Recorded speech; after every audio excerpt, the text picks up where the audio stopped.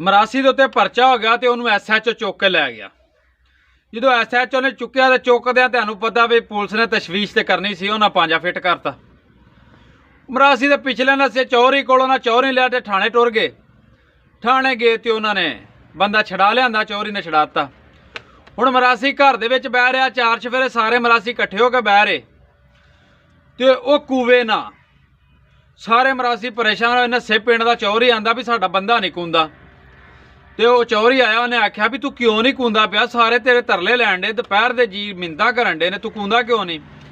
ਆਂਦਾ ਚੌਰੀ ਸਾਹਿਬ ਦੱਸੋ ਆਹ ਜ਼ਬਾਨ ਜਿਹੜੀ ਏ ਇਹ ਗੱਲਾਂ SHO ਨਾਲ ਥਾਣੇ ਕਰੇ ਤੇ ਹੁਣ ਬਹਿ ਕੇ ਇਹਨਾਂ ਮਰਾਸੀਆਂ ਨਾਲ ਕਰੇ। ਗੱਲ ਤੇ ਕਾਸਮ ਅਲੀ ਸ਼ਾਹ ਦੀ ਵੀ ਇੰਜ ਏ। ਬੰਦਾ ਤੇ ਬੜਾ ਸਮਝਦਾਰ ਸੀ, ਬੜਾ ਅੱਛਾ ਇਨਸਾਨ ਸੀ, ਲੇਕਿਨ ਹੁਣ ਉਹਦੀ ਵੀਡੀਓ ਅੱਗੇ ਆਵੇ ਤੇ ਦਿਲ ਕਰਦਾ ਗਾਂ ਨੂੰ ਟੋਰ ਛੜੀਏ। ਮੈਂ ਨਾ ਇਹਦੇ ਨਾਲੋਂ ਤੇ ਉਹ ਲੋਕਾਂ ਨੂੰ ਬਾਹਰ ਨਿਕਲ ਕੇ ਇਹੀ ਗੱਲ ਕਰ ਦਿੰਦਾ ਨਾ ਵੀ ਮੈਂ ਇਮਰਾਨ ਖਾਨ ਨਾਲ ਗੱਲ ਕਰਕੇ ਆਇਆ ਵਾਂ ਤੇ ਜਿਹੜੀ ਉਹਦੇ ਨਾਲ ਜ਼ਬਾਨ ਗੱਲ ਕਰ ਰਹੇ ਤੁਹਾਡੇ ਨਾਲ ਨਹੀਂ ਕਰਦੀ।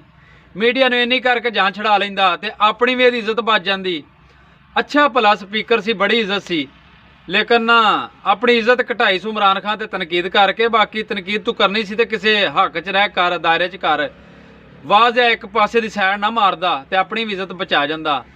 ਬਾਕੀ ਮੇਰੀ ਦੁਆ ਹੈ ਅੱਲਾਹ ਪਾਕ ਸਭ ਦੀਆਂ ਇੱਜ਼ਤਾਂ ਸਲਾਮਤ ਰੱਖੇ। ਹੱਸਦੇ ਰਹੋ ਤੇ ਵਸਦੇ ਰਹੋ।